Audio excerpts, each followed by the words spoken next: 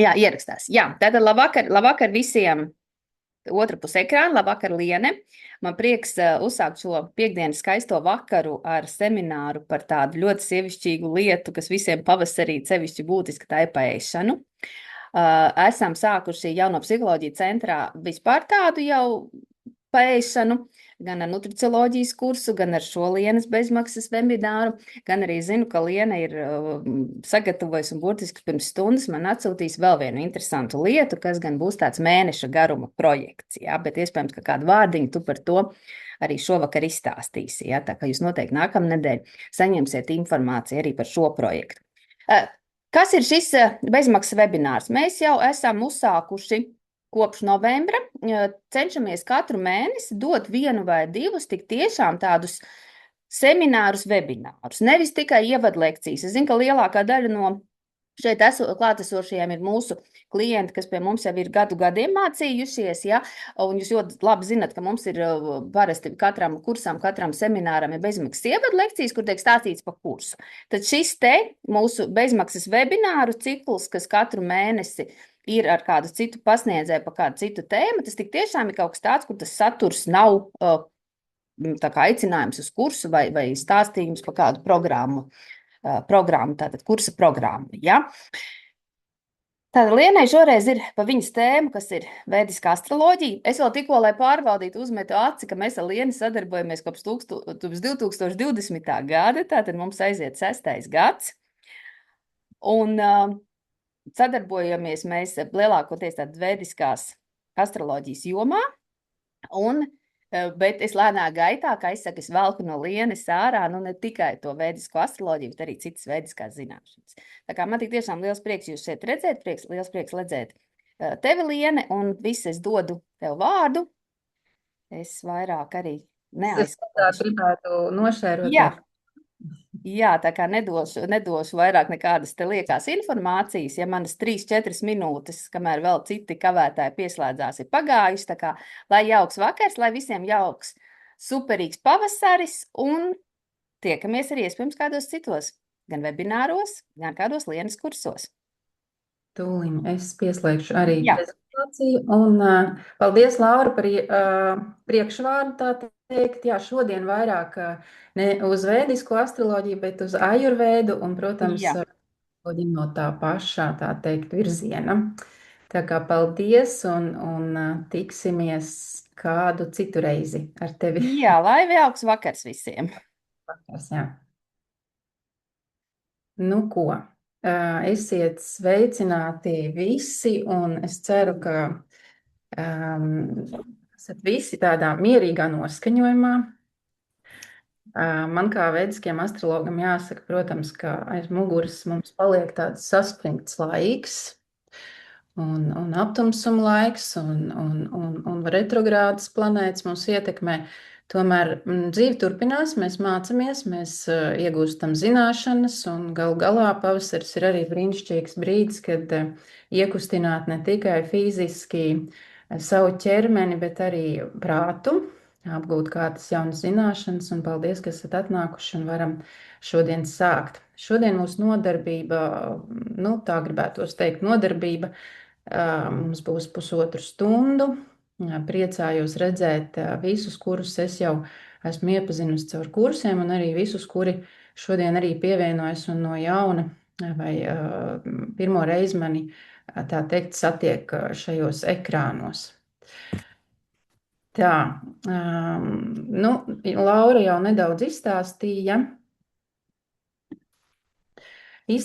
bet es pāris vārdos arī par sevi, kā par jauno psiholoģiju centru pasniedzēju, bet man ir nu, tāds zināšanu un pieredzes krājums, kurus izmantoju arī savā ikdienā un darbā, un tātad pasniedzu vēdisko astroloģiju jauno psiholoģiju centrā un arī praktizēju. Laura gan minēja 20. gadu, bet man kaut kā saskaitījās 18. Nu, varbūt tam nav tāda nozīme. Jā, vēl es esmu certificēts supervizors, tad strādāju arī ar profesionālas dabas jautājumiem, tā teikt, ārpus šīs te neredzamās formas, kas ir varbūt šīs te zināšanas, kuras nāk arī no austrumu kultūras. sistēmisko sakārtojumu vadītāji, tad man interesē, protams, viss, kas saistīts arī ar tādu tālāku tēmu, kas ir dzimta, kas ir mūsu priekšteči, kā mēs varam veidot, tā teikt, labvēlīgāku nākotni sev un mūsu bērniem, ņemot vērā to, kas ir noticis pagātnē, tā teikt, pa dzimtas līniju. Zināšanas esmu iegūsi arī psiholoģijā. Neesmu psihologs, tomēr man ir interese par dažādiem psiholoģijas procesiem un novirzieniem un metodēm. Jā, un arī esmu apgūsi ajurvēdu un jogas teoriju. Patīk mācīties, un, protams, tēma uzturs, kas ir šodien arī mūsu tā teikt, galvenais virziens būs saistībā ar ēdienu. Un vairāk gribēšu tomēr savienot, ņemot vērā to, ka mēs tomēr dzīvojam rietumu pasaulē, mēģināt ienest tādu kā integrāciju no austrumu filozofijas, tā teikt, no ajurvēdas uz mums pazīstamākām, saprotamākām formām, kas ir rietumu cilvēkam vairāk raksturīgi, jo mūsdienās, kā zināms, ir ļoti daudz dažādu pieeju. Tieši, ja runa par ēšanu, par dažādām diētām, par uzturzinātni un daudz ko mēs uzzinām no jauna, un tas, kas kādreiz ir bijis veselīgs, šobrīd izrādās ne tik ļoti un otrādi, un ir tādi arī diezgan kardināli stāsti, kā jogi kļūst par karnivoru, jeb gaļas ēdājiem, diētas piekritējiem un pilnībā maina savu, tā teikt, virzienu. Tam arī noteikti ir kaut kādi iemesli, kāpēc tas tā notiek, bet es gribēju šodien jums parādīt tā kā no klasikas un ieintegrēt to tajā arī mūsdienu, tā teikt, skrejošajā dzīves ritmā, kā ēdiens ietekmē mūsu ikdienu un mūsu apziņu. Jā, Saule, Pušja nakšatrā, tie, kas mācās vedisko astroloģiju, var arī pakomentēt, pačatoties, paskatīšos arī kādā brīdī jūsu jautājumus, jūs varat droši arī uzdot jautājumus un ierakstīt varbūt savu pieredzi, vai ir vediskā astroloģija, vai ir ajurvēda apakšā, varbūt ir vienkārši interesi par uzturu, par veselīgu dzīvesveidu, tā teikt, par apzinātu ēšanu un ar visu ar to saistīt. Saule, Pušja nakšatrā, tas ir tāds zvaigznājs, ko apgūst, tad, ko mēs saprotam ar vediskās astroloģijas pieturpunktiem, vienu no tādiem ļoti svarīgiem blokiem, kad mēneša laikā, mums saprotamā kalendārā mēneša laikā veids tādu ciklu, jeb ceļu, augošu, dilstošu mēnesi, ietvaros pilnmēnesi un tukšu mēnesi, un arī šķērsot tādas vietas zodiakā, ko sauc par nakšatrām, jeb par zvaigznājiem. Un katram cilvēkam šī nakšatra piedēvē arī tādu kā arhetipu, jeb tādu senu izcelsmes formu, ar kuru viņš var izpaust sevi šajā pasaulē. Tātad kopumā tādas ir 27, un manas, šeit atvainojos par kļūdu, mana saule horoskopa atrodas Pušja nakšatrā, kas ir saistīta ar barošanu, rūpēm un dzīves enerģijas uzturēšanu. Tātad katram no mums iespējams ir kaut kāda tāda vēlme izpaust sevi caur noteiktām darbībām dzīvē, un tas ir arī kā viens no spēkiem, jeb tādiem spēcīgiem enerģijas izpausmes veidiem. Un šo es arī pieminu tam dēļ, ka ēdiens, protams, arī un ēšana ir arī viena no manām dzīves kvalitātes tādiem jautājumiem, un bieži vien es arī, protams, novēroju to, kā jau cilvēks esmu mēģinājis dažādus virzienus, un man ir bijusi gan arī šī ajurvēdas tēma, gan arī esmu, protams, dzīvojis tādu Eiropas cilvēku dzīvi un nogaršojis daudz ko, un, protams, arī sajūtas no tā visa ir bijušas attiecīgi atbilstošas tam, ko tad es tur esmu lietojis uzturā. Protams, to visu gribētos arī savienot ar psiholoģijas tēmu, Un savienojot to visu kopā, gan vedisko filozofiju, gan psiholoģiju, gan ikdienas pieredzi, mēs varam runāt par tādām ļoti gan praktiskām lietām, gan tādām sajūtām vai emocijām, kas mums ietekmē caur psiholoģiju. Tātad cilvēki apēdot ēdienu, dažkārt arī sajūt psiholoģisku vainu pacēlumu, vai sagurumu, vai dažādas šīs sajūtas. Un, kā zināms, ir arī produkti, kas pastiprina mūsu, tā teikt, enerģiju, ja, tad enerģiju uzlādējoši kafija, šokolādi, varbūt kādas smalkmaizīt, ko mēs ikdienā lietojam.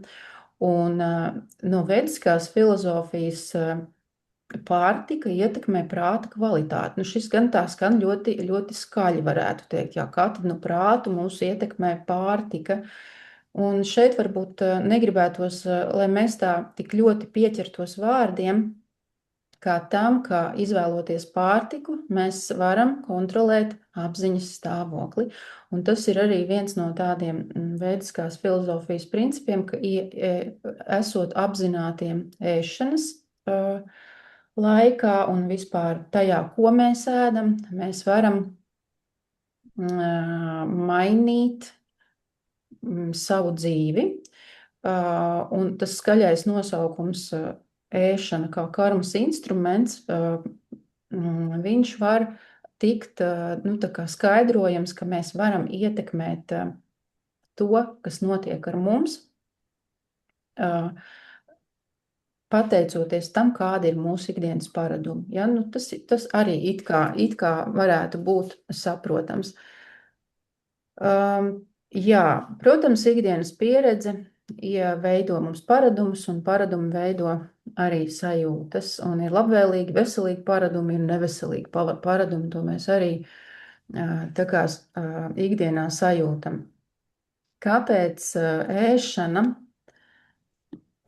Kāpēc ēšana ir karmisks instruments? Sāksim ar to, ka katrs produkts ir enerģija. Un runājot par enerģijām, kuras ir sastopamas dabā, viņas ir sastopamas mūsos, viņas ir arī produktos, kurus mēs lietojam. Un tā, es taisīšu ciet. Un mūsu ēšanas paradumi bieži vien nāk arī no ģimenes. Tad mēs nākam konkrēti jau, mums ir sava izcelsme, tas, kā mēs esam bērnībā ēduši, vai mums ir kaut kas spiests ēst, varbūt mums ir kaut kas pietrūcis no pārtikas, un tādā veidā mēs kompensējam to šobrīd. Ir lietas, kuras arī, protams, atspoguļojas no bērnības pieredzēm. Ir arī tā, ka mēs varam piedzimt, vai bērni piedzimst kā gaļēdāji, un ir cilvēki, kas piedzimst kā veģetārieši vairāk, ja tā tad nemīl šo gaļas produktu lietot uzturā, un vecāki, protams, to visu grib koriģēt un mainīt. Vai tas ir pareizi vai nē, tur arī domas dalās. Es nebūšu tas cilvēks, kurš pateiks, ka ir kaut kā jāpieturās pie viena.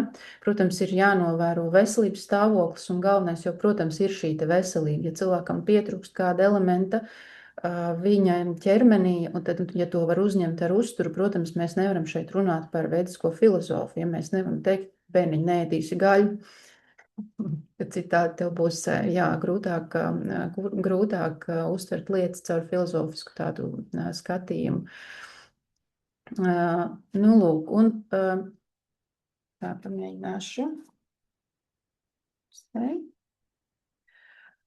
Un galvenais jautājums, un tāds varbūt šī semināra un arī turpmākā tāda projekta plāns ir izprast sevi, vai mēs tiešām uzturu lietojam pārtikā tad, kad mums tas ir vajadzīgs priekš ķermeņa, priekš organismu, vai mūsu prāts kaut ko meklē. Un bieži vien šajā aktīvajā dzīves veida laikmetā mēs, protams, daudz ko arī meklējam vai apēdam lieku, tāpēc, ka prāts tajā brīdī nenokontrolē, vai reakcijas ir diezgan tādas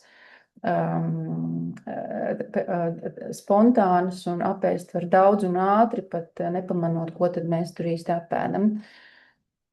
Un ēdiens, protams, var būt apzināta izvēle, un ēdiens var būt arī, ēšana var būt neapzināta. Un tad, kad mēs runājam par pazīmēm, kas var būt kā, nu, atkal šis skaļais nosaukums karmisks ieradums. Karmisks droši vien būs par to, ka ir kaut kāda enerģija, frekvence, kas mums vada, un ko mums ir grūtāk nokontrolēt. Tur var būt saistoši vairāki apstākļi. Nu, piemēram, cilvēks, kurš ir ļoti ikdienā noslogots ar darbu, kuram ir nemitīgi deg termiņi, kuram ir jāsteidz izdarīt lietas un sasniegt mērķus, viņu arī noteikti vada kaut kāds iemesls, kas viņa dzīvē ir svarīgi un ko viņš grib sasniegt. Tātad šie te karmiskie ieradumi, viņi ir pakārtoti arī mūsu dzīves ritmam.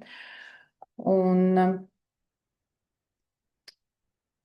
tāpēc šeit var būt tās pazīmes, kad mēs piefiksējam ikdienas steigā, ka pēc noguruma prasās kaut ko apēst, un pēc apēšanas iestājas nogurums. Tātad vēlme pēc noteiktiem produktiem, un reizēm viņi izskan tā, ka gribu cukuru, gribu kādu smalkmaizīti, vai gribu gaļu, vai gribu tādus spēcīgus produktus. Es neesmu dzirdējis, varbūt jums ir tā nācies vairāk, kāds teiktu, gribu burkānu. Ir jums tā bijis, ka gribu kāpostiņu svaigu? Ābolīti varbūt jā. Varbūt kādu augli, kādu eksotisku meloni vai arbūzu, bet tā, ka, gribu burkānu vai kāpostu, labi, pie pusdienu izvēles mēs paņemam brokoli, jo zinām, ka viņā ir ļoti vērtīgs viss kaut kas. Labi, sakām, ka garšo arī, ja labi pagatavots, ja vēl paņem klāt kaut ko tādu, ja? Ka nav tikai viens brokoli, varbūt kāds zivtiņi vai gaļas gabaliņi, ja?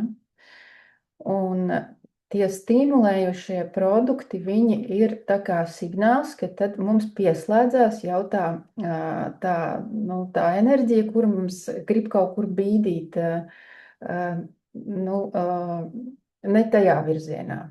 Tātad pamazām parādoties stresam, psiholoģija to sauc par emocionālu ēšanu, mēs apēdam savas emocijas vai tieši otrādi neēdam. Tad dāmas noteikti arī kādreiz piefiksējuši, ka iemīlēšanās ir lielisks gavēnis arī, ja, kura laikā var zaudēt dažus kilogramus, un arī tas ir brīnišķīgi, ja, tad, kad stress mūs vada tajā virzienā, kas ir patīkami. Jā. 3 neredzami spēki, kas ietekmē mūsu ēšanu, un šeit sākas tas, kas vispār ir šīs mūsu šodienas, teiksim, semināra pamatā. Vediskā filozofija māca, ka katrā cilvēkā pastāv 3 enerģijas – sattva, raģas un tamas. Sattva, tas ir kaut kas tāds līmenis mūsu domās, mūsu emocijās, mums apkārt, mūsu dzīvē, mūsu pieredzēs, kur dominē vairāk šīs te garīgās vērtības. Garīgās vērtības, dzīvesveids, apzinātība, un līdz ar to arī tāda vairāk svaiga, viegla, dabiska pārtika. Ja man būtu jāsaka, kāds varētu būt satviskam vārdam tāds līdzīgs vārds,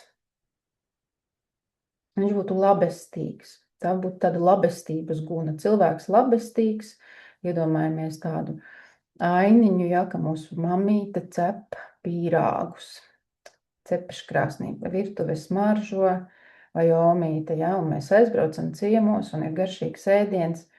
Un tad kāds, saklausījies visas šīs gudrības, saka, nē, es nevaru pīrāgus ēst, tur ir gaļa, un tas nav labi, tas ir tamasisks, tas ir kaut kas tumsonīgs, to nevar ēst, un ajurvēda to neatbalsta. Tad jautājums, vai ēst to pīrāgu vai neēst?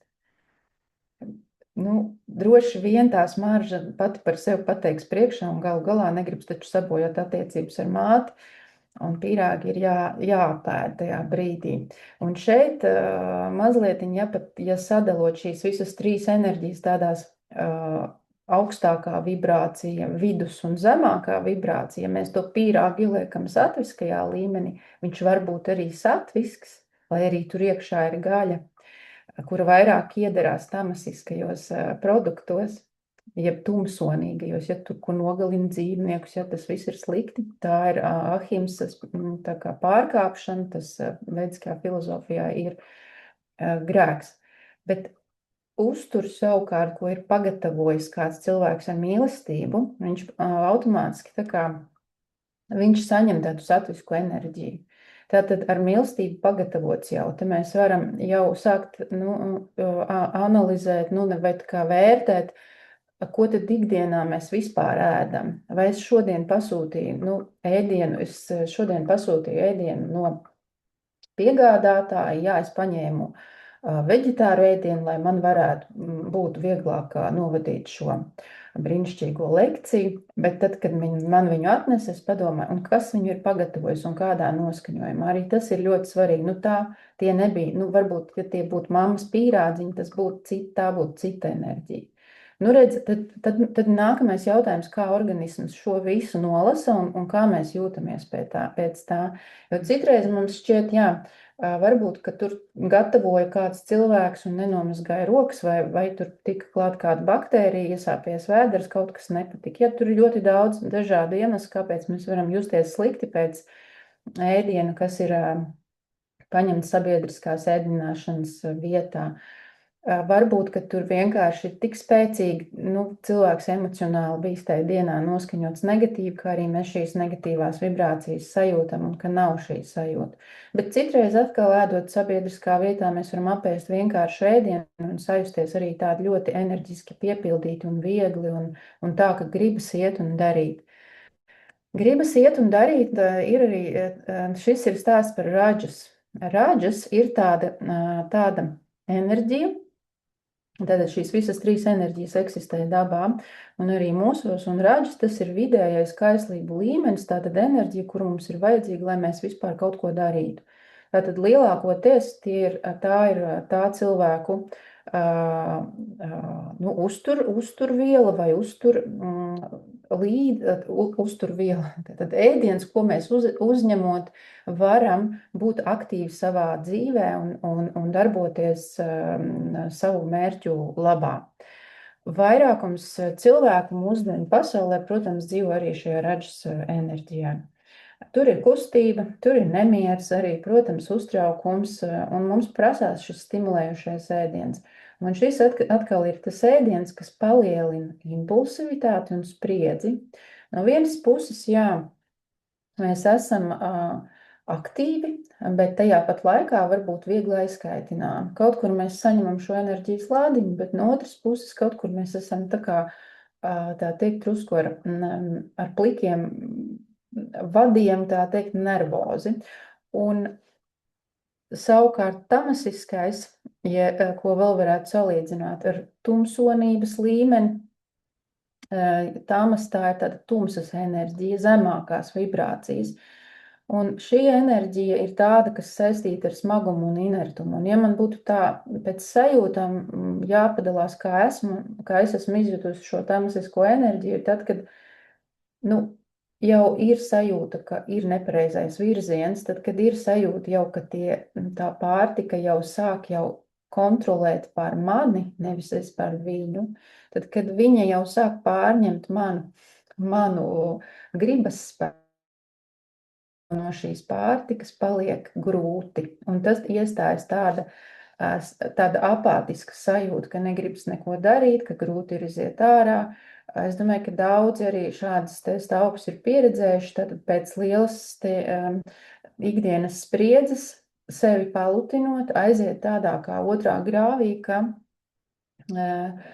mēs nonākam jau tādā fiziski smagā periodā, tādā fiziski grūtā, kad slinkums pārņem to gribas spēku, bet mums ir svarīgi gribas spēku atraisīt, jo gribas spēks ir lielāks, jo mēs vairāk varam sasniegt.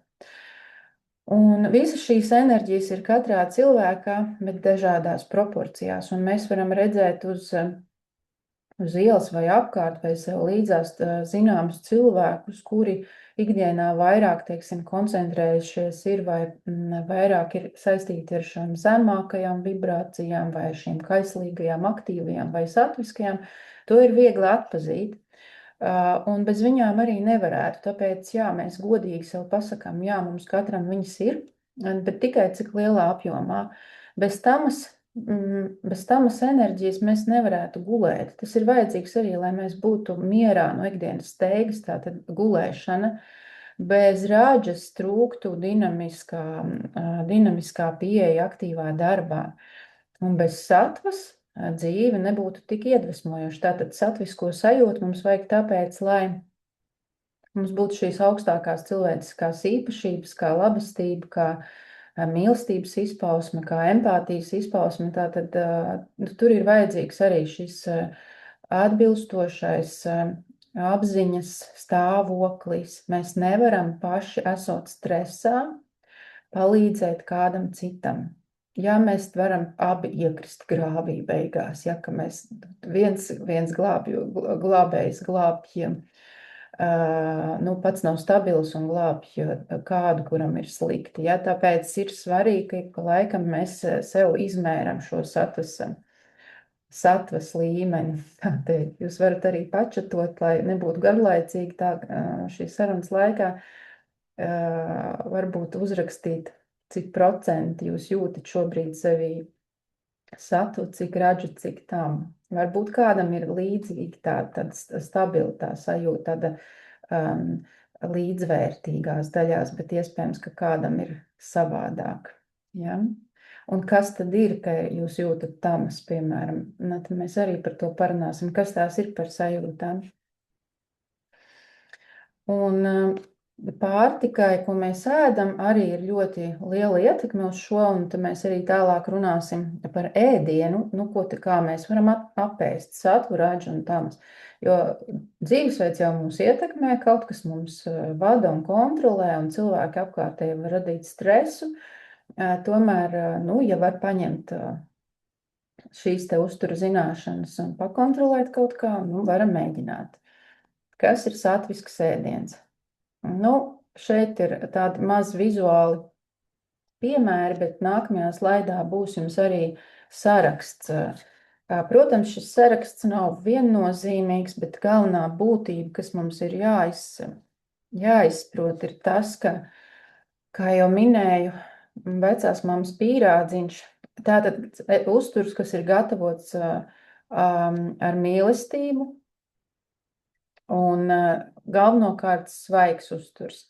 Un te ir runa protams, arī par to, cik ļoti mums ir pieejams šis svaigais. Piemēram, piens, kas ir pudelē šajā ilustrācijā, jo mēs arvien grūtāk ir iegādāties vai dabūt tādu pārtiku, kas ir svaiga un kas ir atbilstoši iespējams arī mūsu klimatiskiem apstākļiem, un nevienmēr ir šie eksotiskie augļi.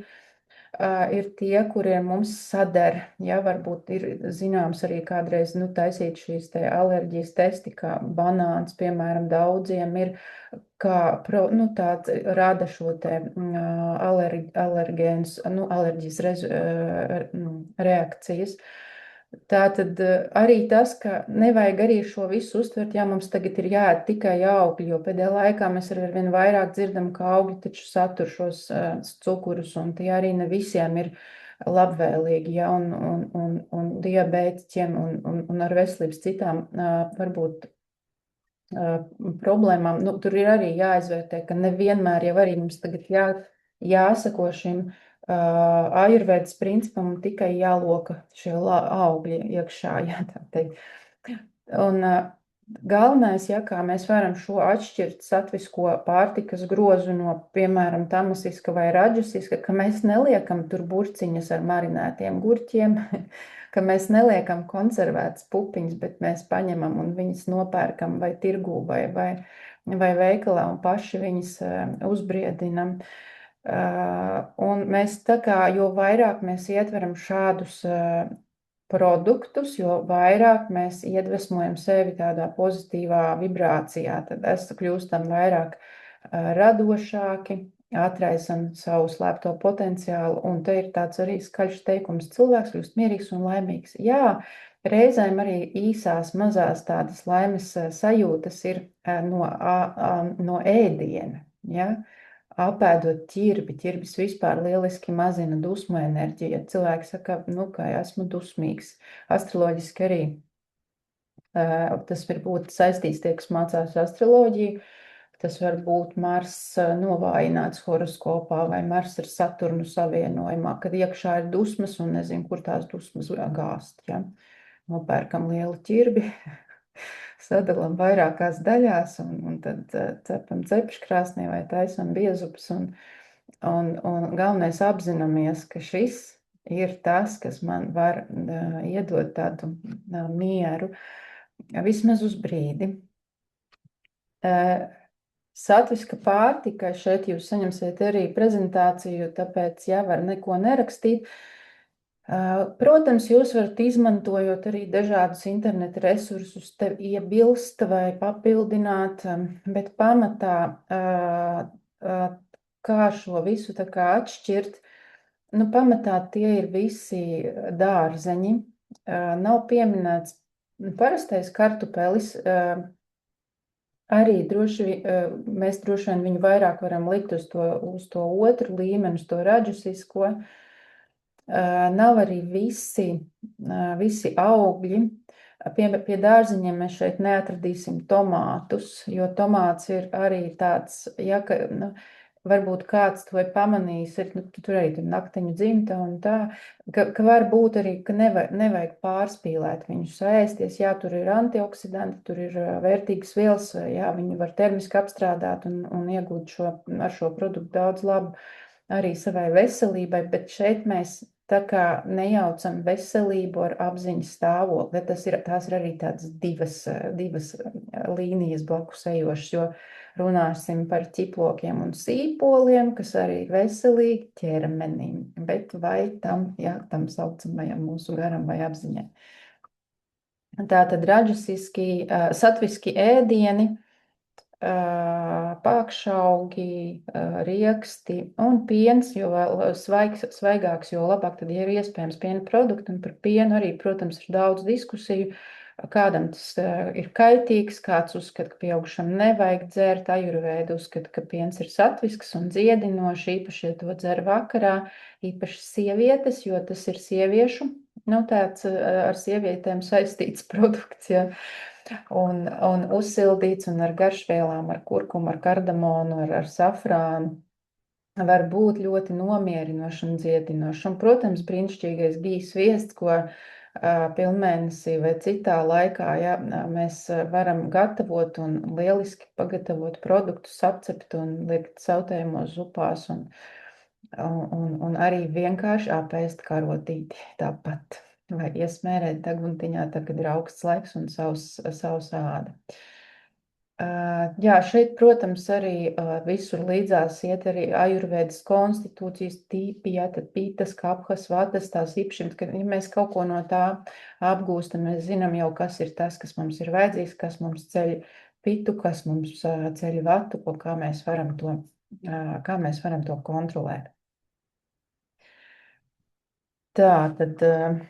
Nu jā, no satviskās pārtikas svarīgi ir arī tas, ka viņa ir vienkārša, svaiga, saprotama, dabiska, nevelti bērniem ir tā super prasme, ka viņi izvēlas, viņi zina, kas ir vienkārši ēdiens, viņiem diez vai rosolīti, ja, tur uzreiz 3-gadniekam gribēsies. viņš paņems tur gurķšķēlīti vai pētersiļu lapiņu vai paņems kaut ko pa vienam. Viņš nemiksēs kopā, jo dabiski organisms jau jūt un bērns jau jūt, ka viņam nevajag tos miksus. Un, ja mēs viņu tādā veidā audzinot, mēs viņu ēdinām, tad viņš arī pieaugšā vecumā viņam varbūt vieglāk arī salāgoties ar dažādām pārtikas grupām, jo iespējams, kāpēc varbūt rodas tik daudz šo te pretestību pret ēdienu, ka mēs samiksējam kopā dažādos veidos un kombinācijās to, kas kopā neiet. Nu, piemēram, zemenes ar pienu, vai saldējums, kas pats par sevi jau skaitās kā pie raģasiskā ēdiena. Un raģasiskā pārtika, tie ir savukārt, jā, tā ir ēdienu grupa, kuru, jā, mēs pa lielam varētu teikt, ka mēs tādi eiropieši izmantot ikdienā. Nu, siermaizi, vai tur kafiju no rīta iedzer, vai uzēd tur olīvīti, vai tāpat vidusjūras diēta, ko arī psihologi ir pierādījuši, ka ļoti labi iedarbojas uz cilvēku organismu un uz emocionālo pasauli. Raģisisks ēdiens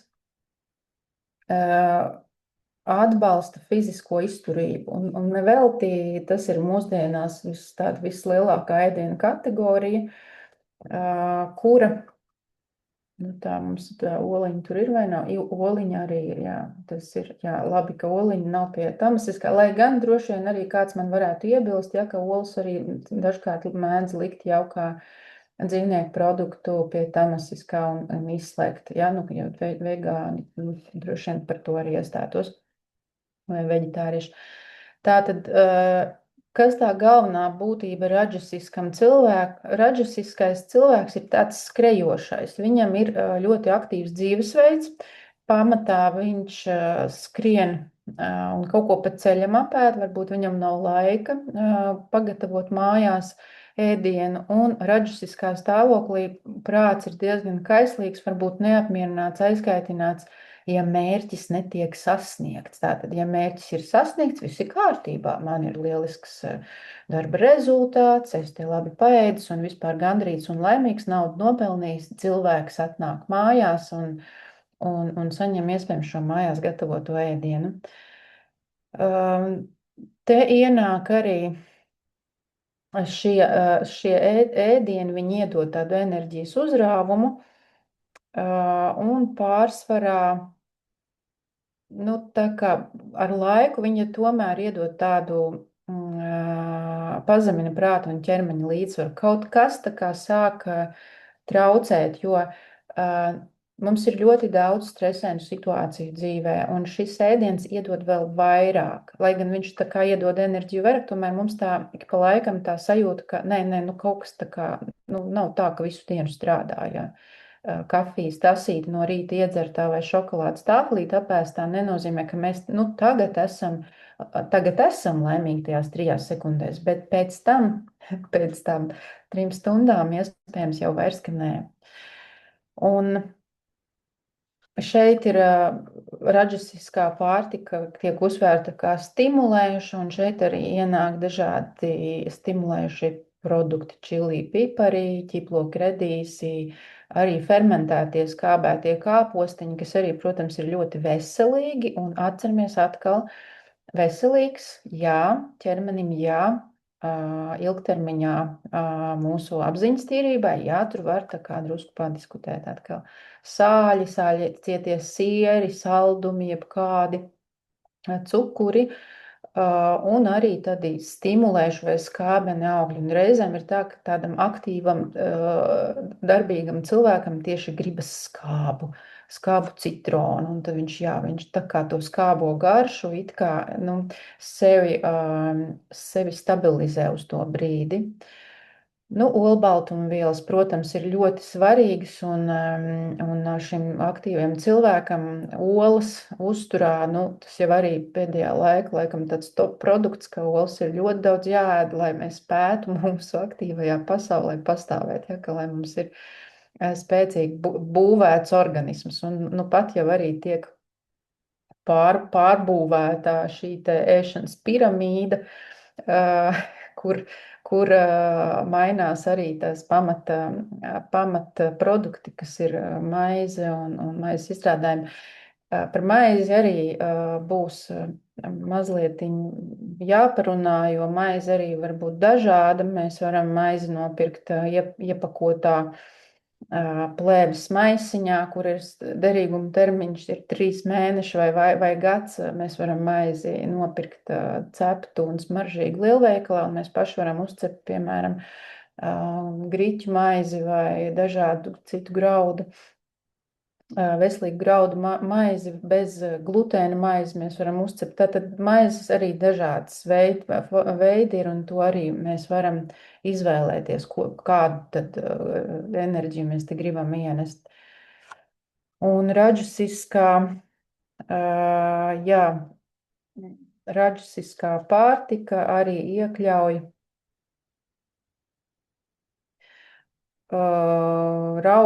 tātad raudzētu maizi ar raugu, ja tāpēc dabīgā ierauga maize vairāk atbilst satviskai maizei, ko var lietot, bet raģisiski jau vairāk tā kā raudzēti produkti.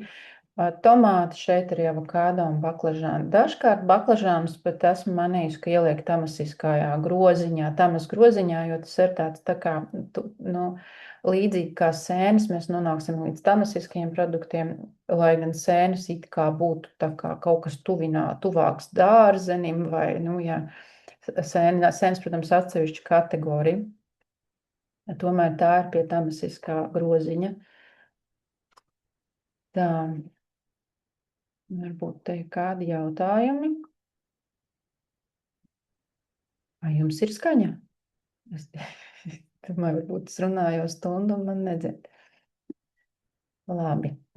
Tā, tamasiskā, visi gardumi, jā, visādi gardumi. Tur tādi alkoholi, es jau uzliku tādu, kas man atnāca tur pirmais bildītais, bet tamasiska pārtika vai tamas enerģija prasa vēl ilgāku sagremošanu. Tas, ka mūsu ķermenim vairāk ir jāstrādā. Un te arī uzturu speciālisti, protams, iesaka, kā pareizi ēst un kādā kārtībā un kā dalīt uzturu un kā to izdarīt tā, lai ķermenim būtu vieglāk to apstrādāt. Un tamasiskie ēdieni, labi, varbūt nepiesienoties gaļai vai sēnēm vai tiem sīpoliem, kad drīzāk varbūt, ja startā būtu jāsāk ar to, ka, lai tie būtu tiešām svaigi ēdieni, nevis uztaisīt uz nedēļu.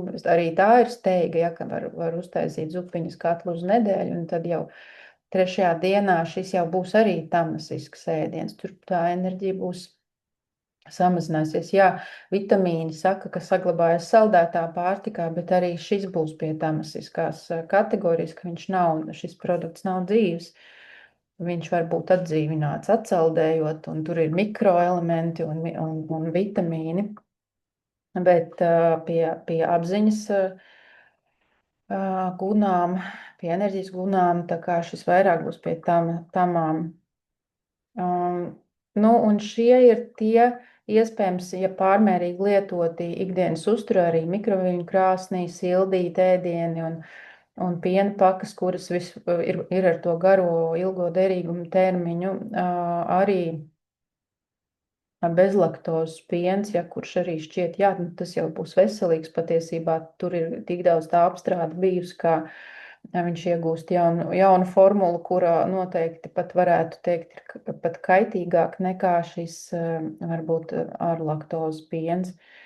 Protams, tā ir atkal te ir jautājums par laktozes panesamību vai nepanesamību. Un šis ēdiens ir tas, kurš mums liek justies nomāktam, tādam, smagu sajūtu iedod, it īpaši, ja ļoti daudz sēdās. Un varbūt arī esat piefiksējuši, piemēram, tie paši jūras produkti, garnelis. Tā kā veselīgs ēdiens liekas, uzēdīs garnelītes, ko tur.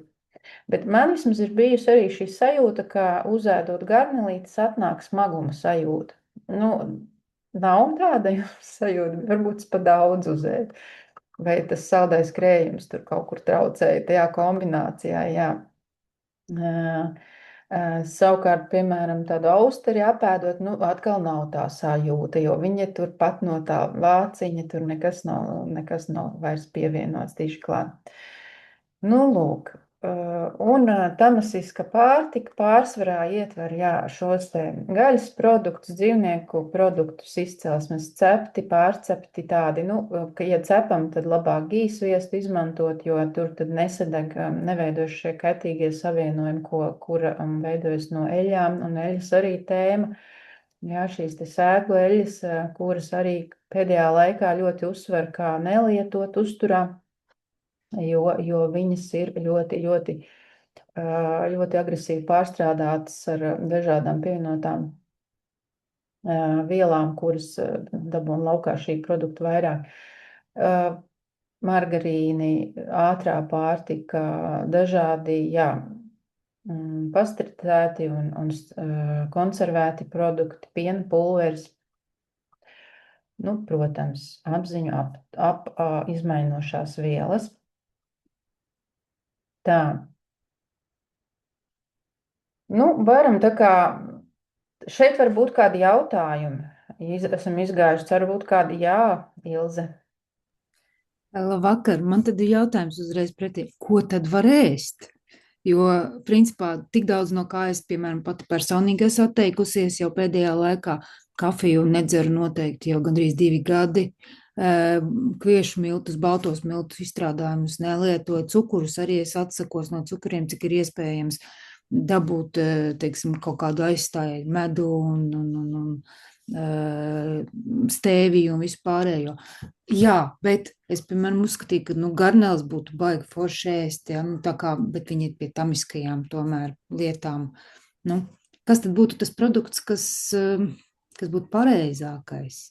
Tā varētu teikt. Ko jūs gribat sasniegt, jautājums? Ko ar savu ēšanu gribat sasniegt, ja tēma ir par šīm enerģijām? Jā. Jā, bet ja tēma ir, dažam tēma ir svara kontrola, citam ir pašsajūta, šobrīd mēs runājam par pašsajūtu, tad apziņu. Es par to enerģiju vairāk, jā. Vairāk. Tad man, teiksim, man ir paticis, protams, mēs nevaram noņemt nost, jūs paņemsiet garneles, paņemsiet dārzeņus. Ja jūs varat kombinēt ar satviskiem, iekļaut vairāk tur jūs redzējāt, ka satviskie produkti patiesībā ir garāks saraksts.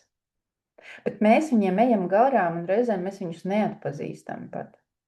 Mēs varam atklāt ļoti daudz vēl dažādus satviskos produktus plauktos, kur mēs citreiz pat neatpazīstam. Piemēram, tajos pašos ajurvēdas veikalos. Ja, tur kaut kādi graudiņi, kaut kādas sēkliņas, ko es nekad neesmu taisījis, jo mums ģimenē tādas neēda.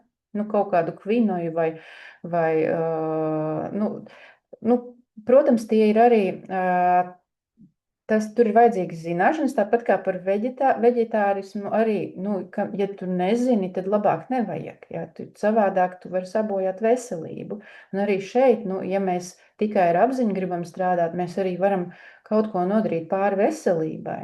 Tāpēc ir jābūt ļoti lielā balansā un ir jāsako tīpaši mums sievietēm līdz tam, kā organisms jūtas arī tīpaši tur vai pārējais posmā, vai ka mums vajag reizēm iekļaut, ne reizēm, bet arī to olbaltumu vielu daudzumu.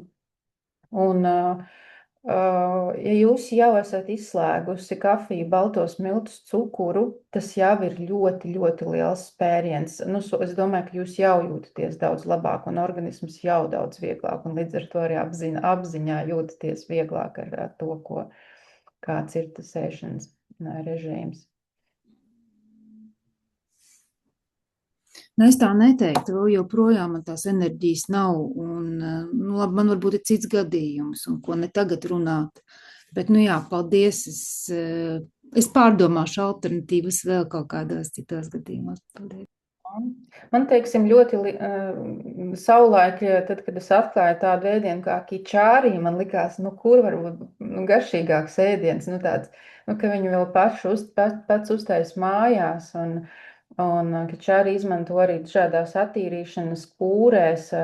Mēs nākamā mēnesī taisīsim tad kopīgu projektu ar ķermeņa attīrīšanu Tādu tā kā mājas panča karmu, bet saudzīgā režīmā. Nu, tā kā ejot tos solīšus, ko iesaka ajurveida un lietojot vai izslēdzot tos produktus, kur ir vajadzīgi, kas ir būtu svarīgi tieši pie pavasara attīrīšanās, jo pavasara attīrīšanās ir ļoti svarīga. Rudens attīrīšanās arī, protams, tie, kur ir mēģinājuši, var droši vien padalīties arī, kādas ir sajūtas, tad, kad to ziemas uzkrājumu mēs tā kā drusku palīdzam viņu izvadīt, un izvadam mēs ne jau kilogramus tieši, jā, varbūt kādam tie ir 3 vai 5 kilogrami, bet mēs izvedam to amuko, kas ir šī tā uzkrātie toksīni, kuri mums ir, pārņēmuši ķermeni. Man negribas ļoti lietot vārdu detoks vai, tīrīt kaut ko tur, nieras, piedošana, aknas tīrīt. Organisms mums ir pietiekami spēcīgs, lai viņš tiktu galā ar visiem procesiem, bet, tādu iedot askēzi ēšanas ziņā un atvieglot uz vasaru, tas ir arī tāds labs projekts. Un kičari ir viens no ēdieniem, vai vēl tur ienāk tādas monodiētas, tad kaut kā tādi vienkārši atpazīstami produkti, ko mēs dodam savam ķermenim, lai viņam nav jādomā, cik reizinātājos to sadalīt. Jo, kāds ir aknai darbs, viņi sadala visu, kas viņai nonāk, kas nonāk vēdrā. Viņai ir darbs ar visu.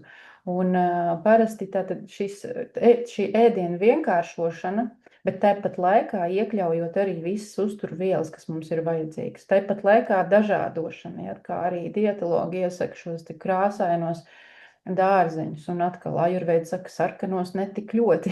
Tur tā kā tās diskusijas ir no dažādām pusēm pārņem mūs, un mēs nevaram saprast, ko tad ēst, ko neēst. Jā. Varbūt aizpeldēju. Kā ir, piemēram, ar to halal gaļu, kā musulmaņi lieto? Jā, tas ir arī viens no, protams, man arī ļoti daudz jautājumu ir par šo te gaļas ēšanas, kā mēs varam atrast alternatīvu veidu. Jā, tā ir tā kā tas ir humānāks veids, kā šim dzīvnieciņam aiziet, un tāpat arī varbūt medījumi, kas nav tam dzīvnieciņam bijis jādzīvo iesprostotos apstākļos. Jā, ir cilvēku kategorija, kam gaļa ir jāēd, un viņi to gaļu arī ēdīs. Ja jums ir iespēja piekļūt šādam gaļas izstrādājumam, tad tā var būt kā alternatīva, bet atkal, ko mēs gribam panākt, jo ajurveida jums nekad neļaus gaļu.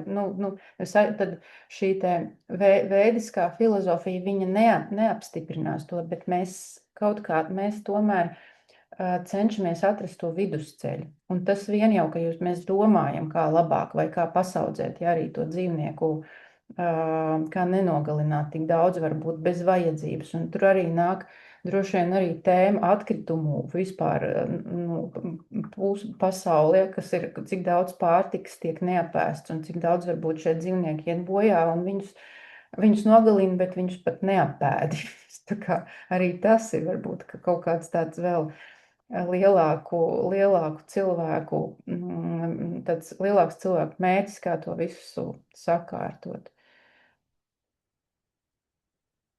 Maigi nogalināti dzīvnieki. Ahimsa to neatbalsta. Maigi nogalināti dzīvnieki.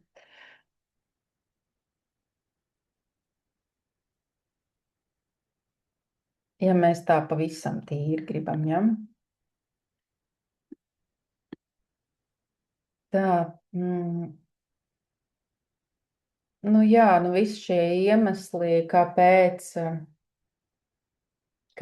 mums tas ir vajadzīgs. Tāpēc, ka mēs dzīvojam tādā vidē. Protams, ja mēs varam savu dzīvi iekārtot tā, ka nav šo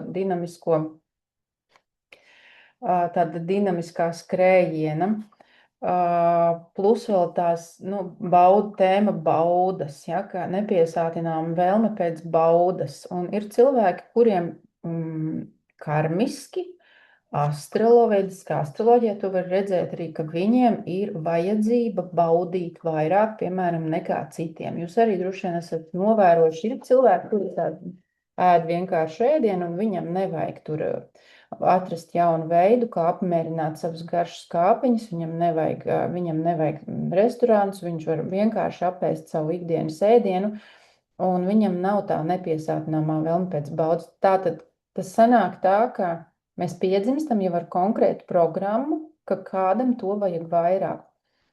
Un vediskajā horoskopā to labi parāda mēnesis stāvoklis kartē, kā mēs ēdam, vai tā ēšana ir saistīta ar emocijām, vai tā ir kāda pievienotā vērtība, vai tur vajag, piemēram, arī kādu vēl citu notikumu tam klāt. Ir dzirdēts, ka cilvēki saka, tik garšīgs ēdiens, ka nevar ka nevar nedzert alkoholu klāt. Tik garšīgs ēdiens, ka vīnu nevar nedzert.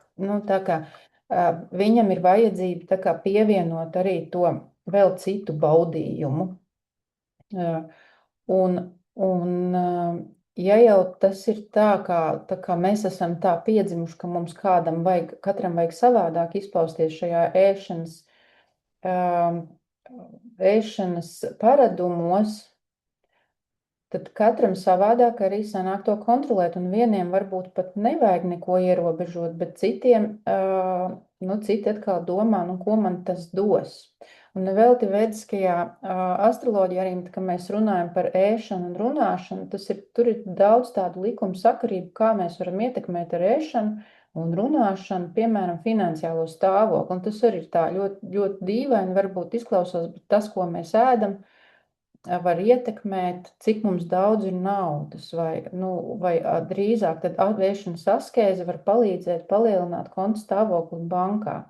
Tā ļoti dīvaini skan, bet tur apakšā ir tāda daudz skaidrojumu, kāpēc tas tā notiek, jo redziet, ēšana, tas ir arī paradums. Un tad, kad mēs pieejam pie galda un tur stāv, kā jau mums patīk šie zviedru galdi un branči, kur var apēst nenormāli lielu apjomu ēdiena.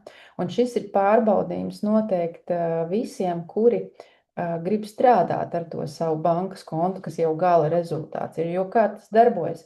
Tā ir reakcija, tā ir tāda primitīva reakcija, ka mēs ieraugot ēdienu uzreiz viņu kampjam. Kā sunim. Mēs viņam noliekam, un ja viņš nav audzināts, viņš, protams, viņu grib pakampt. Un tad, kad mēs sākam kontrolēt šo impulsu, tad es piegāju pie galda, ir kaut kas garšīgs, un es to nepaņemu un eju, daru kaut ko citu. Kas notiek? Kas notiek mūsu smadzenēs? Kā reaģē mūsu tā neirosistēma? Tātad bija impulss, bet es neizdarīju darbību. Un šis arī strādā, ja to trenē, ja mēs vienreiz, otrais, trešoreiz pieejam un nepaņemam un daram kaut ko citu, sāk veidoties arī mūsu uzvedības pie reakcijām. Tad, kad mēs dusmojamies, kāds kaut ko izdara un mēs uzreiz bāc pretīm veselu emociju vilni. Un šādi kontrolējot nepaņemt ēdienu, mēs varam arī kontrolēt visas citas reakcijas. Un tātad kontrolējot citas reakcijas, mēs kļūstam apzinātāki. Mums to vajag, nevajag. Un tas ir tas garais ceļš līdz tam bankas stāvoklim, konta stāvoklim bankā, jo šie apzināties soļi, kontrolētie impulsi un reakcijas mūs var aizvest pie tā rezultāta, kas mums ir patīkams pēc tam. Piemēram, nepaņēmu, jūtos labāk, izskatos labāk, šķiet, ka kādu varbūt gramu zaudēju, un plus vēl, esmu lepns, tātad gandarījums vēl. Un tie visi ir tādi arī psihoemocionāli stāvokļi, kuri ietekmē mūsu dzīvi. Šī askēze, ko izmanto daudz arī vediskajā astroloģijā, mēs par to runājam, askēze mūs stiprina. Un ēšanas askēze arī tāpēc daudzās kultūrās gavēņi ir tam dēļ, lai stiprinātu mūs. Un, protams, tur ir arī savs ticības jautājums, bet vispirmām kārtām tie mūs stiprina. Pazīmes, kad sāk dominēt tamas, un šo var noteikti mēs arī ļoti labi atpazīstam, ka nāk šis nogurums. Un te nestrādās paēd bērniņi, lai būtu spēks. Drīzāk, šīs te ir tad solis pēc soļa, kad mēs sākam sajust motivācijas trūkumu, kad mēs sajūtam nogurumu pēc ēšanas un atminoties kādreiz šos te laikus, ka cilvēki pusdienās ēda kompleksās pusdienas un pēc tam gāja strādāt, diezgan grūti viņiem. Ja, tad tiek liels apjoms ar ēdienu, kurš savstarpēji arī noteikti nedraudzējās, jo tur ir viss kopā. Un šis nogurums un miegainība un arī nervozitāte, aizkaitinātība, pesimisms, tāda parādās vairāk šīs negatīvās emocijas.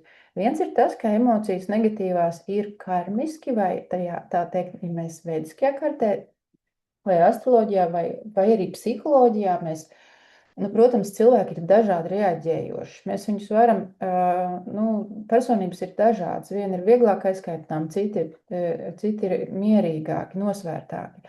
Tomēr, ja mēs jūtam, ka mūsu dabiskai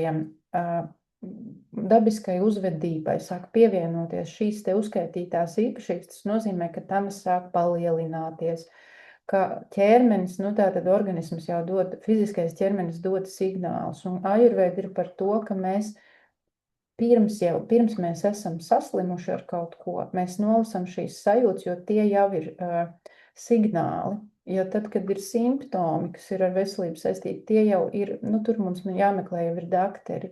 Bet kamēr mēs sajūtam šīs sajūtas, tie ir signāli, un signāls ir ļoti jāņem vērā.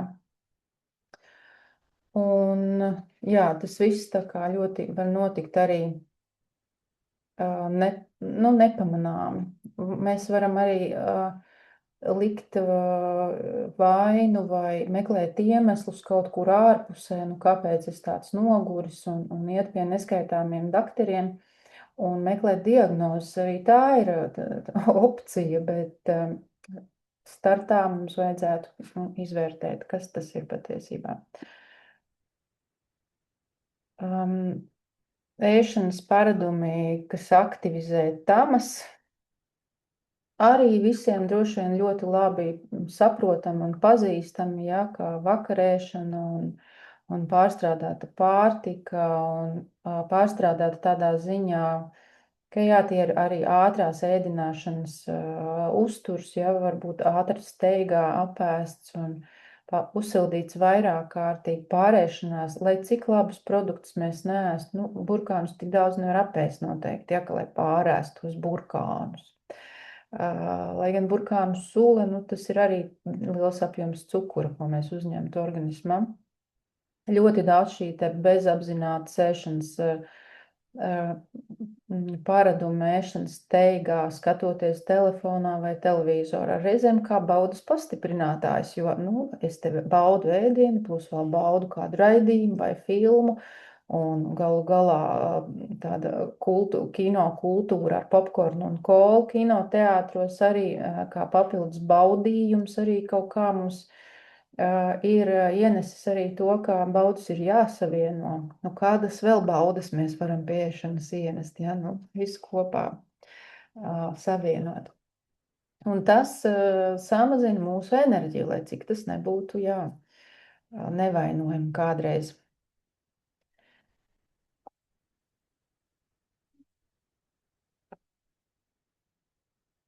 Tā, šeit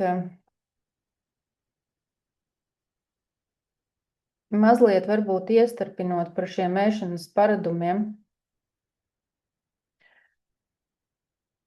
Kāpēc cilvēkiem gribas gaļu? Ja? Arī tāds jautājums varbūt, kāpēc gribas tieši to, ko tā kā nevajadzētu tik daudz? Un tas ir arī saistīts ar šo ar šo novājināto organismu. Arī tad, kad jau ķermenim sāk pietrūkt iespējams šo enerģijas resursu, ir liela fiziska slodze vai sporta cilvēkiem, kas ir sporta pasaulē, viņi ļoti daudz arī patērē, lielākoties viņi patērē gaļu.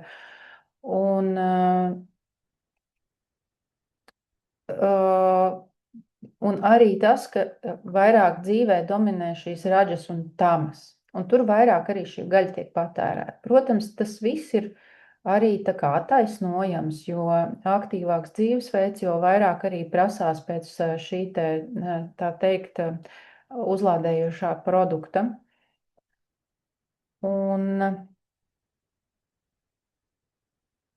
Bet šeit ir jāskatās arī vēl no tādas nozīmes, tad vai mēs to gaļu pārstrādājam, ja, vai organisms viegli ar to tiek galā, jo ir cilvēki, kuri var daudz ēst gaļu, un viņi to viegli pārstrādā. Nu, pēdējie arī modes kliedzieni ir ēst vairāk jēlu gaļu, ja, nu, protams, tartars un ir veidi, varbūt arī jēlas zivis, nu, to arī ēda veselīgi cilvēki un veselīgas valstis, arī to, kā Japāna, piemēram, šie te jēlo zivi tur cieņā. Nu, tātad, ja ir sajūta, ka gaļa nepārstrādājas, tātad ir vājš agnī, jeb ķermeņa uguns, tātad vielmaiņa nenotiek tik aktīvi, tad, protams, ka tā gaļa radīs smagumu, bet ja viss tiek sastrādāts un sajūta ir laba, un ja mēs vēl nepārforsējam ar ogļhidrātiem, kurus attiecīgi pievienojot gaļai dabūn vēl lielāku smagumu, tad,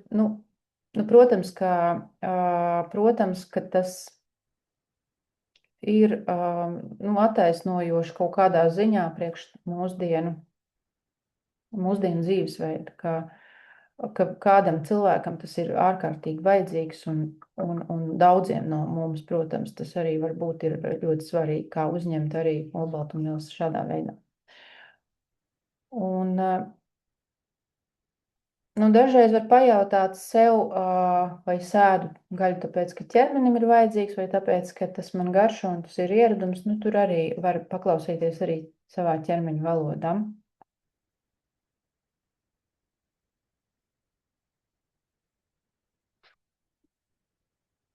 Tā. Man arī tāds, man negribētos, ka mēs tā karmu ietekmē, un tāpēc tas jautājums, kā tad viņš to karmu ietekmē? Kas tas ir, kāpēc te par to tā runā, un kāpēc to šī ajurvēda un vediskā filozofija, kāpēc viņi tik ļoti uzsver to, ka mums to nedrīkst darīt?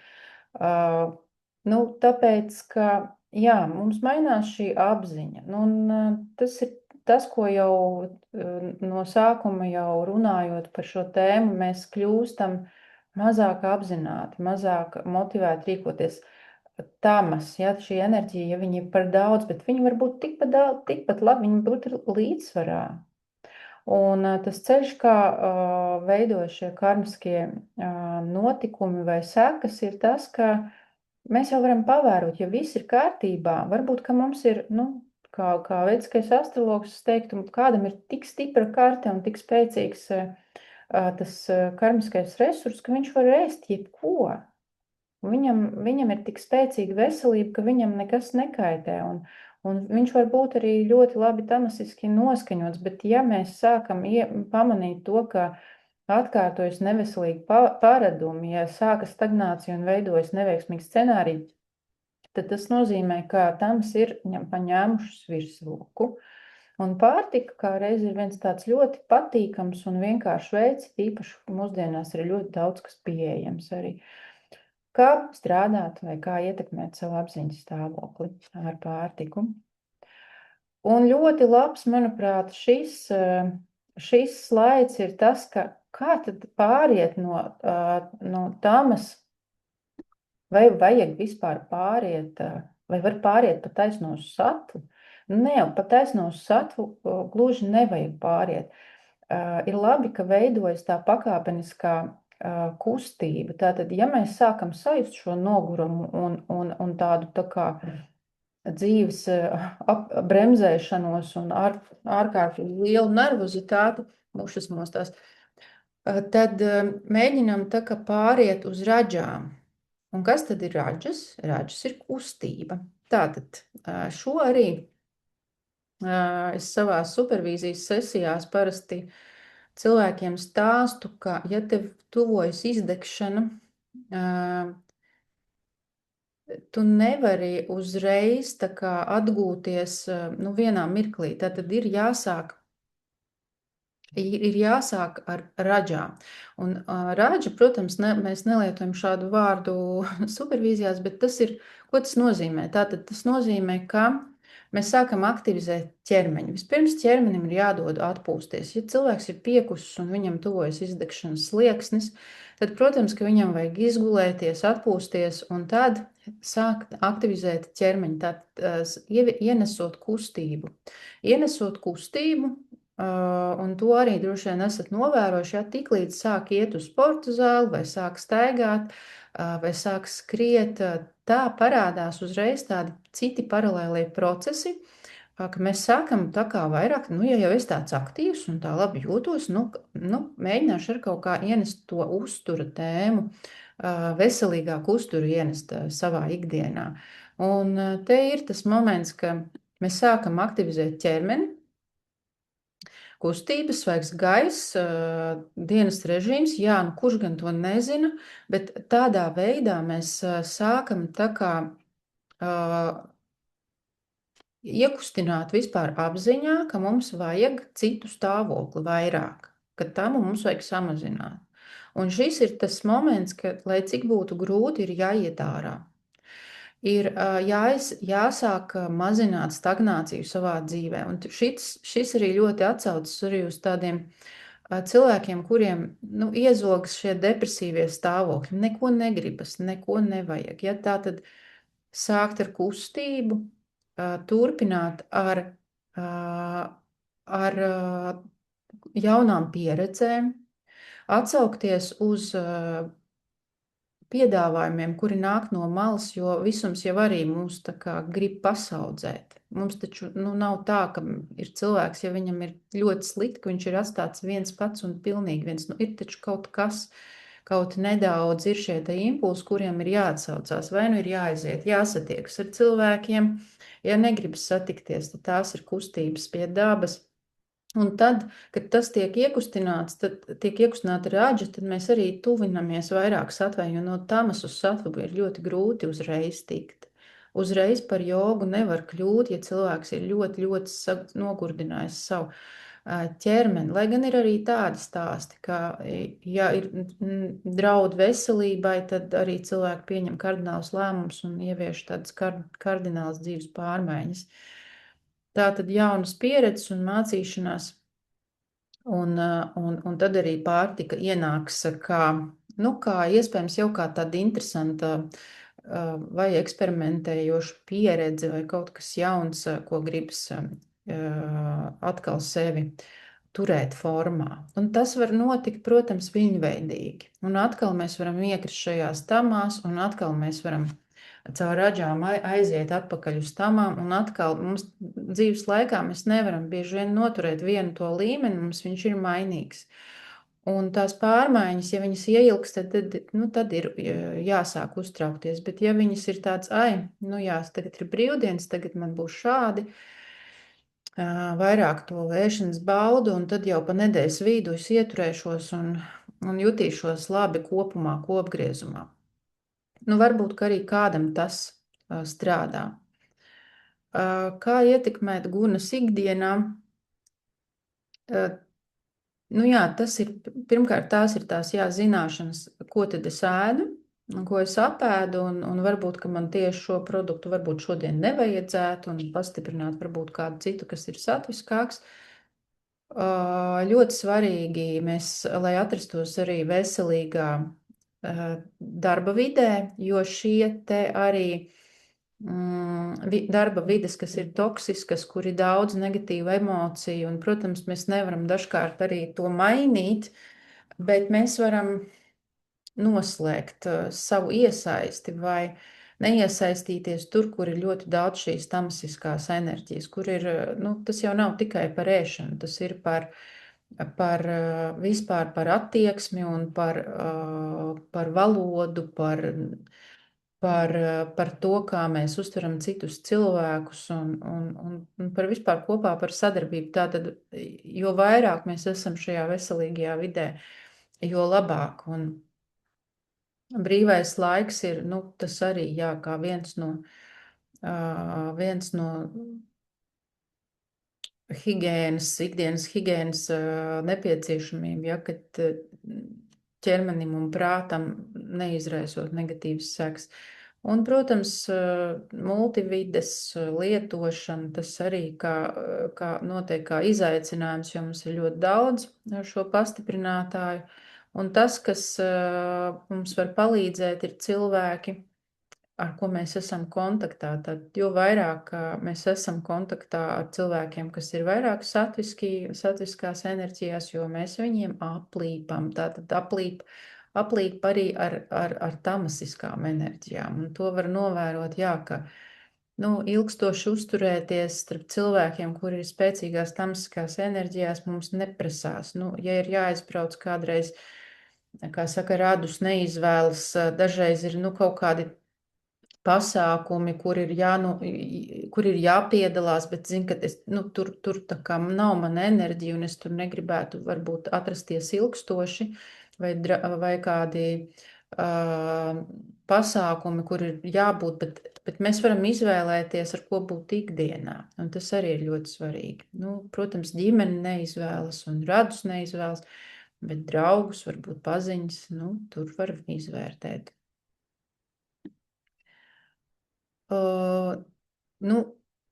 Ja jau pārtika ietekmē mūsu prātu, tad kā un cik lielā mērā mūsu ikdienas ēšana ietekmē arī mūsu dzīves virzienu? Šie ir tādi lielie jautājumi no mazām rīcībām, un tas ir tas, ko mēs varam katru soli savā dzīvē veikt apzināti, un arī ēšana var būt kā apzināts lēmums un izvēle, jo izvēles jau vienmēr mums pastāv, neviens mums tā kā ar varu pagaidām neliek šīs lietas savā ķermenī, ja tas ir ēdiens, neviens nevienu nespiež. Arī, protams, caur zinātni arī ir savas sakarības, un tas ajurvēda jau nav tā gluži, ka tā ir kāda tāda ezotēriska forma, šīs jau arī ir balstīta zinātnē. Tas, kā uzturs ir saistīts ar emocionālo stabilitāti, ar kognitīvām, ar domāšanas funkcijām, sarnu mikrobiomu, par ko daudz šobrīd uzturu speciālisti runāja par to, ka mēs varam ietekmēt emocijas, stresa sajūtu, no tā, kāda mums ir šī vide mūsu organismā, jeb kam mēs ļaujam būt tajā mūsu zarnu mikroflorā. Un uzturs var ietekmēt mūsu psiholoģisko stāvokli, tāpēc tas viss ir ļoti arī zinātniski pamatots, un ja jau tas ietekmē garas stāvokli un tālāk lēmumu pieņemšanu, tad tas ietekmē arī to, kā mēs veidojam savu dzīvi. Un tāpēc, tas sākuma nosaukums ēšana kā karmas faktors, viņš arī strādā, ja tā mēs ieskatāmies tādā virzienā. Lūk, varbūt kādi jautājumi, komentāri un sava pieredze, varbūt kāds var padalīties, kā jums ar to klājas, un vai esat kādus secinājumus varbūt pieredzējuši, vai esat mēģinājuši kaut kā ar uzturu mainīt savas sajūtas, ne tikai tas nav par ķermeni, tas ir vairāk par šīm sajūtām,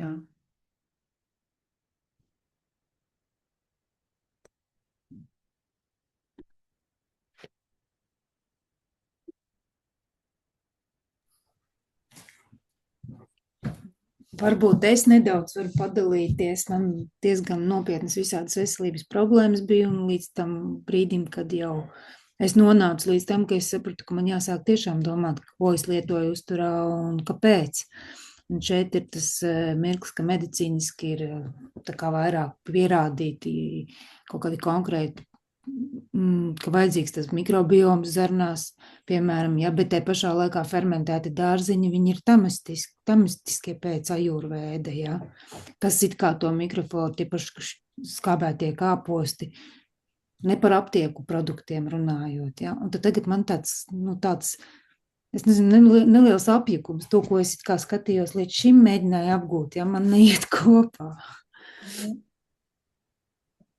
Nu, tā man pašreiz liekas tāds neliels, es nezinu, kur tu pareizo ceļu man iet, bet, protams, es saprotu, man jāieklausās sevī un jāieklausās tādā, ko es pati gribu un kas man kārojās. Gribas man ēst abolīti. Nu, nekas, ka viņš nav no zara noplēsts, ka viņš tagad pavasarī veiklā nopirkts, ja, bet ja man viņa kārojās, tad, es viņu ēdīšu. Tā, laikam, tagad šobrīd ir mana pārliecība, lai neiejauktos tādā izmisumā. Lai neaiziet tādā izmisumā, ko tad man ēst, ja? Jo pats sākums tāds arī bija. Jā, kaut kā tā man ir.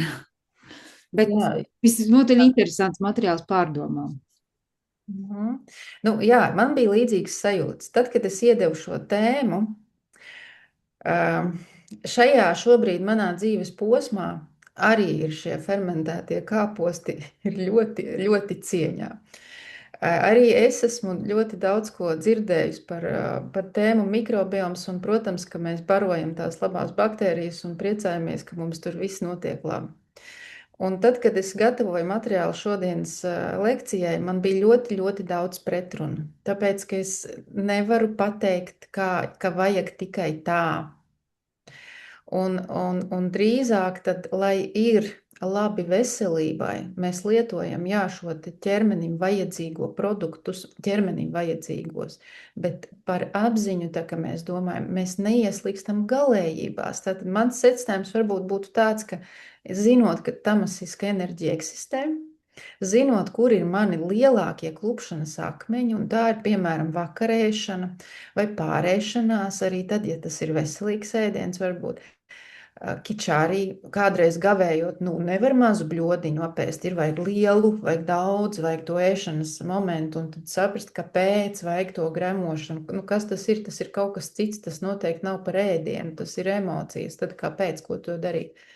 Tātad, vēlreiz tas mans secinājums ir zināt, mēs zinām, kas ir tamasiskā, kas ir tā tamasiskā enerģija. Mēs zinām, kas ir satviskā, un mēs zinām, ka tā raģiskā kaut kur pa vidam, un kā jau minēju, mums visas viņas ir, un tad mēs varam eksperimentēt. Šis nav nekāds tāds, uzstādījums nekādā gadījumā.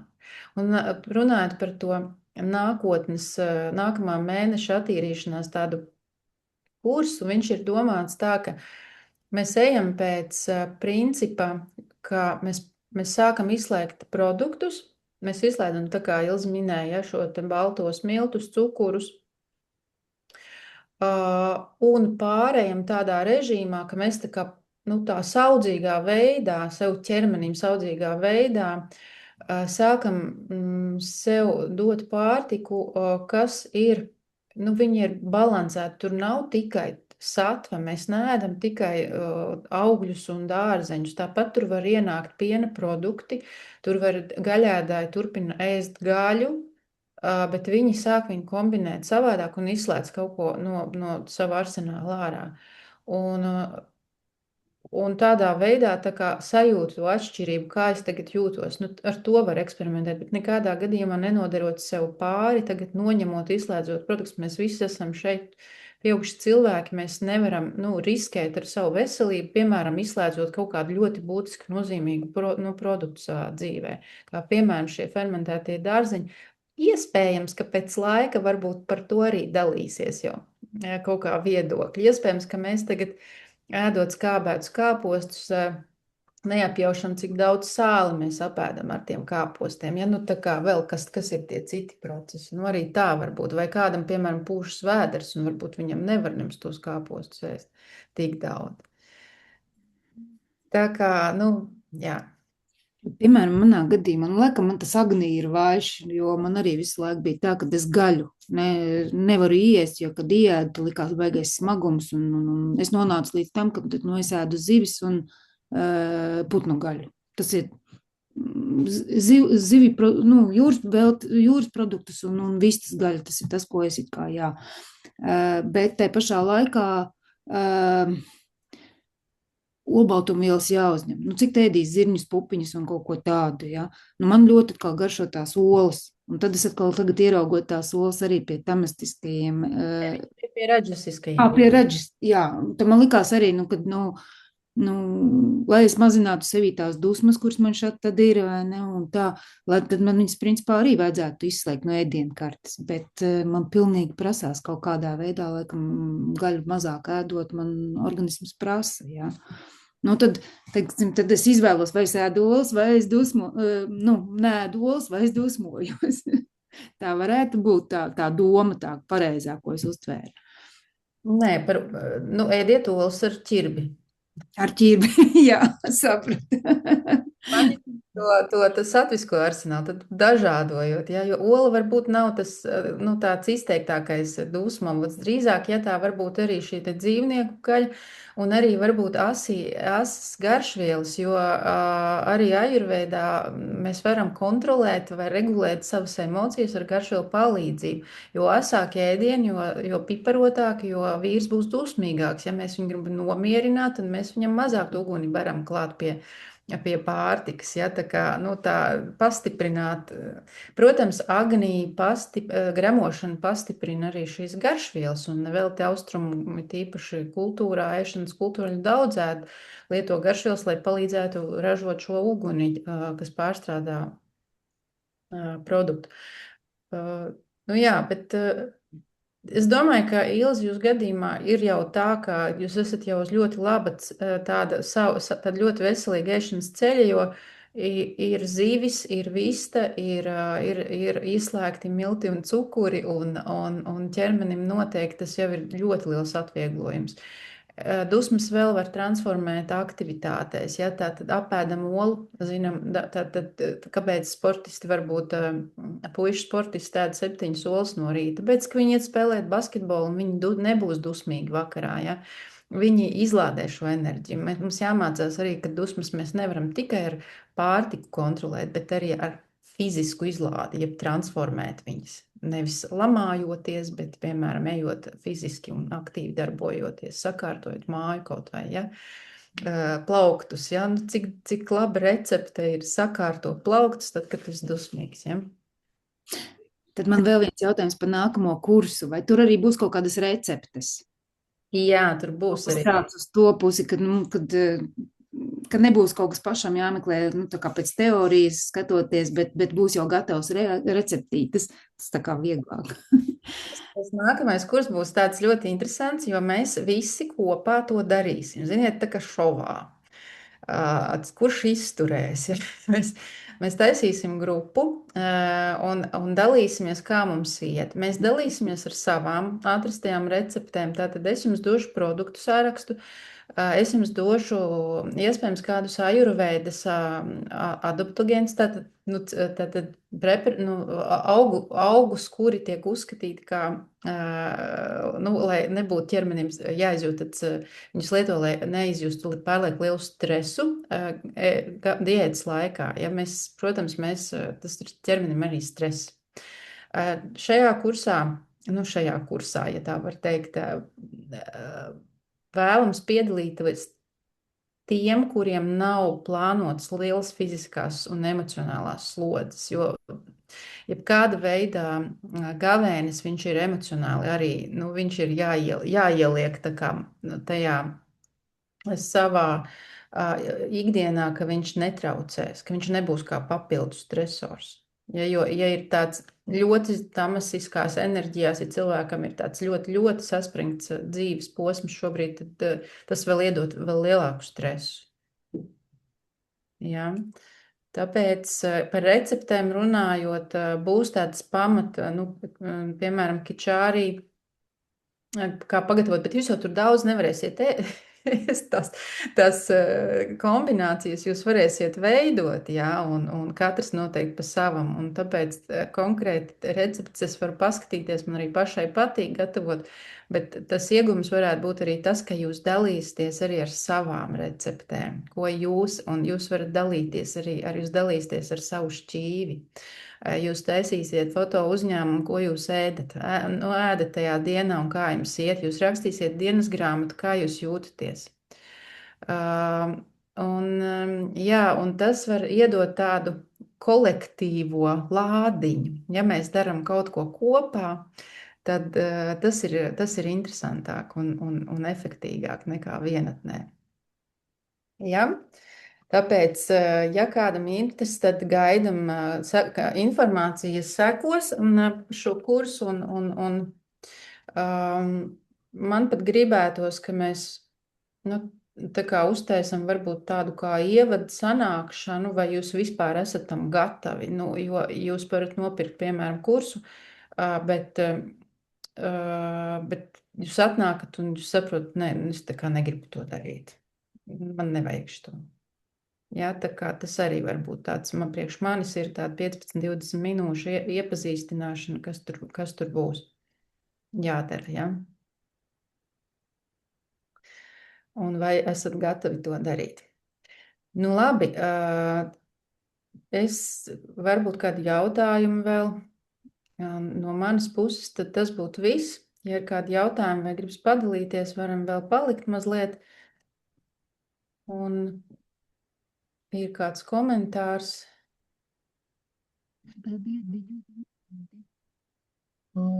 Bet arī man jāsaka, ka es esmu piedzimusi drīzāk kā veģetārieta. Man visu mūžu nav gaļa uzrunājusi. Es esmu ēdusi, un es esmu pēckara bērns, un tad jau bija kā bija. Bet man arī nekad nav bijis tāda speciāla vēlme. Es vairāk uz saldumiem. Un es domāju, ka es tos saldumus bišķiņ pa daudz esmu lietojusi. Bet tagad es pilnīgi nonācu keto diētā. Un bija tā, ka es veselu nedēļu ēdu tikai gaļu un neko citu neēdu. Kā jūs jūtat? Es vispār interesanti. Bija man reizēm tāds vājums, tā kā pie sirds un tā, bet pārgāja. Bet interesanti ir arī tas, ka līdz ar to man zuda tā atkarība no tiem saldumiem. Man tiešām es biju šausmīgi atkarīga. Un tagad es regulāri iekļauju gaļu savā ēdienā regulāri katru dienu.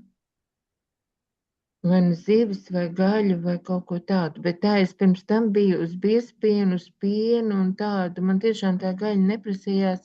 Un es zinu, ka man darbā bija darba biedrene, viņa tāda tieva slaida. Un tad, kad teica, ka varbūt iedzimts, viņa teica, ka viņa savu dzīvi pēc gaļas nevar iedomāties. Un man tajā pašā laikā vairāk uzrunāja piens un piena produkti. Tādā ziņā. Un es nevarēju saprast, kā tas ir, kad tik šausmīgi gribas gaļu. Bet es tagad ēdu gaļu. Un salīdzinoši diezgan daudz. Bet vai es tāpēc esmu dusmīgāka? Es tā kā neesmu pie sevis to novērojusi. Es nezinu. Pārāk ilgi tas nav. Tas ir apmēram gads, bet tas nav arī maz. Tas ir daudz, jā. Bet es nevarētu teikt, ka es esmu kļuvusi dusmīgāka. Un vispār es ievēroju ļoti diētu, jo man ir arī polineiropātija, tas ir autoimūna slimība. Un viena daktara arī zumā, tāda, kurai pašai ir, un ieteica man paleo diētu. Un paleo diētā var ēst zivis, gaļu, dārseņus.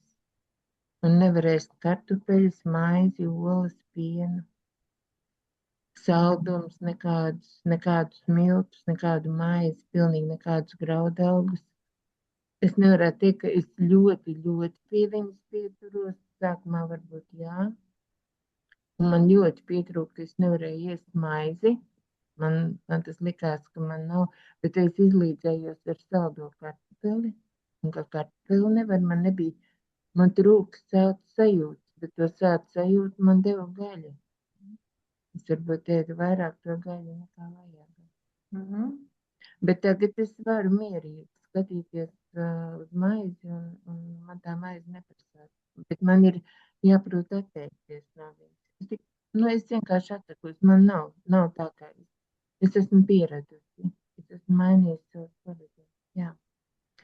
Bet par to niknumu, un tad vēl es atceros, kad tā sauca to franču, to karavadoni, un to slaveno, kas ir Krievija gribēja Napoleons. Napoleonu, ka viņš esot bijis veģetārītis, bet viņš taču šāva cilvēku. Viņam it kā nevajadzēja būt tādam ļaunam un iet asiņainas cīņas, bet viņš esot bijis veģetārītis. Vienreiz mums iznāca darbā tāda runa, un viens godinieks man to teica. Es biju dzirdējis par to, ka gaļa cilvēku dara niknu un dusmīgu. Un kā tad ar Napoleonu? Man uzreiz prāt. Un kā tad ir ar Napoleonu? Kāpēc viņš veģetārītis varēja tādu cietsirdīgu daru? Nu, tas ir apziņas stāvoklis tāpat. Nu, nav zināms, kāda iemesla dēļ viņš ir neēda gaļu, jo iespējams, ka viņam arī to gaļu neprasījās.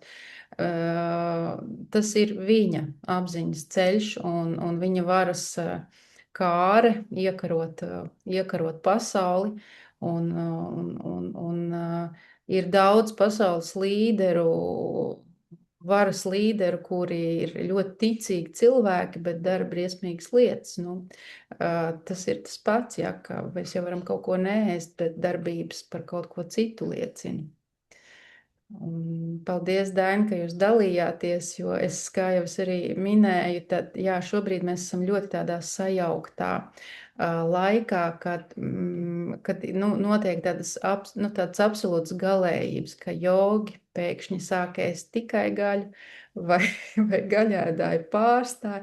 Nu, tātad mēs eksperimentējam un nonākam pie tādiem secinājumiem, ka varbūt, ka tam vispār nav tādas nozīmes tik lielas, ja ka galvenais jau ir pašsajūta, kā mēs jūtamies. Un ja mēs Jā, jūtamies... galvenais nepārēsties. Es domāju, tas ir ļoti svarīgi. Jā.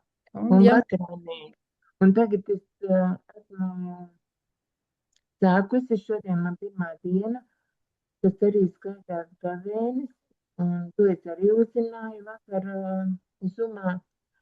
Ja 18 stundas neēd, tad to arī viena daktere sāstīt. Un tā skaidroja ar šūnām, kad ļoti labi atjaunojās šūnas. Bet sākot no 18 stundām, ir ļoti labi neēst arī 12, 16 un tādas stundas uztaisīt starplaiku. Bet, lai mazinātu iekaisumu un lai organisms atjaunotos, vajag no 18 stundām neēst. Un es šodien pēdējo reizi ēdu 4 un rītā sākšu ēst 11.